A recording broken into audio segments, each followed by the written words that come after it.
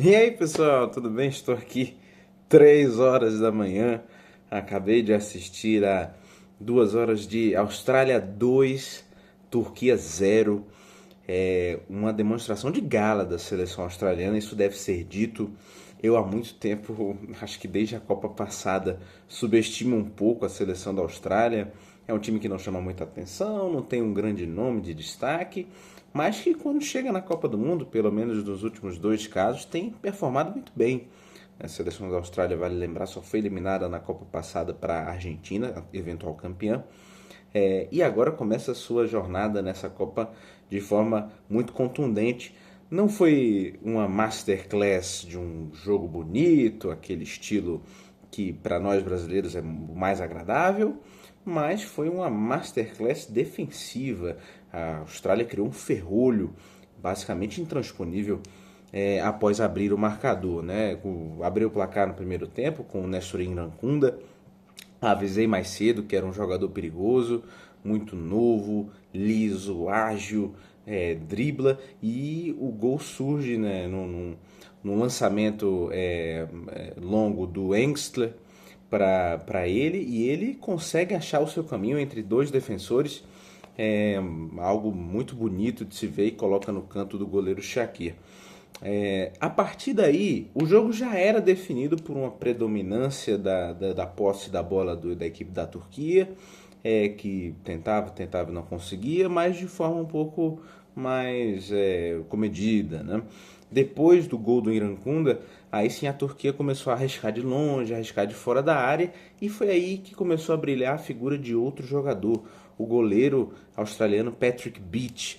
Já foi uma surpresa ele começar jogando, porque o titular esperado era o Matthew Ryan, né? Goleiro histórico da seleção da Austrália, que chegou até a ganhar a Copa Asiática com eles, o discípulo do Schwarzer, que há muito tempo é goleiro da seleção da Austrália, e ele não começou jogando, que começou foi o jovem Beach, de 22 anos, que me surpreendeu muito, porque ele fez uma partida excepcional, defendendo bolas difíceis.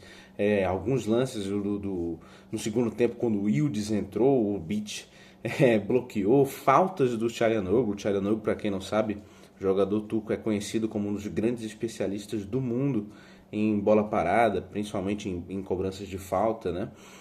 E o Beach parando. Então, a partir daí foi uma masterclass do sistema defensivo da Austrália, que tinha o estilo de jogo da Austrália foi bem claro desde o início da partida. Jogava com uma linha de 5 atrás, três zagueiros, né, na figura do Harry Souter, que fez uma partida extraordinária, o Tirkati e o Burgess, e os dois laterais, barra alas, que jogaram bastante como laterais, no Jordan Bors pela esquerda, enfim, jogando nesse esquema com cinco defensores. Quando não tinha bola, esse time se defendia com os outros quatro jogadores de frente, com os outros cinco jogadores de frente, ficava só o Mohamed Touré lá da frente, meio que solitário para ser um pivô e puxar um contra-ataque.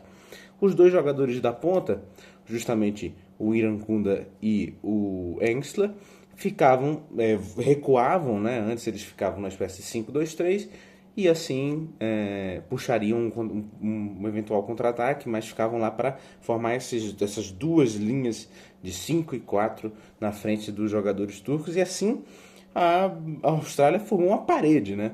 Gostei que a transmissão da Casa TV chamou de uma parede de corais, em alusão à diversidade biológica do país, mas realmente funcionou muito bem. E há de se destacar, assim, difícil achar um grande jogador da partida, porque o Beach, o goleiro australiano, fez um jogo excepcional. O Harry Souter, nas eventuais bolas aéreas que a Turquia lançava à área, o Harry Souter sempre estava lá para tirar, um jogador altíssimo. Ele que tem uma história de superação, teve uma lesão muito forte no tendão de Aquiles e poderia ter ficado fora dessa Copa. Ele que já fez uma Copa de 22 excelente também. E olha que é um jogador de segunda divisão da Inglaterra, né? Hoje joga pelo Leicester City, que inclusive caiu para a terceira divisão da Inglaterra.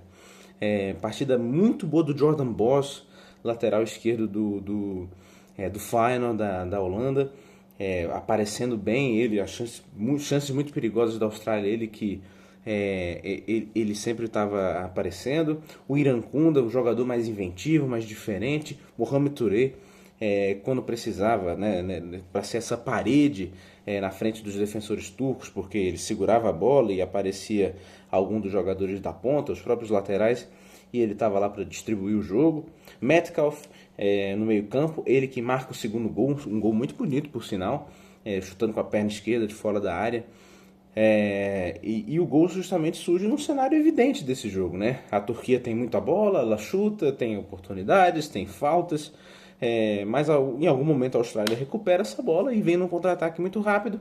Inclusive, o gol logo após a pausa para hidratação, tá? A Turquia tem essa bola, a Austrália recupera, vem num contra-ataque rápido, o Metcalf chuta de fora da área e marca esse gol. Então, um jogo, a proposta da Austrália é perfeito. Perfeito. Dá para dizer que das equipes de amarelo que jogaram hoje, a Austrália foi a que melhor jogou. Obviamente dentro da sua proposta, né? E assim, sem um porém. A Turquia, por outro lado, alguns jogos alguns desempenhos bem decepcionantes. Eu não entendi porque o Kenan Yıldız não começou jogando. É um jogador mais diferente, ele poderia ter entrado, que fosse no lugar do Aktürkoğlu, que foi muito apagado, no lugar do Yılmaz, que também ficou muito apagado. Quando ele entrou foi que deu um fogo no ataque turco, mas ainda assim não foi suficiente.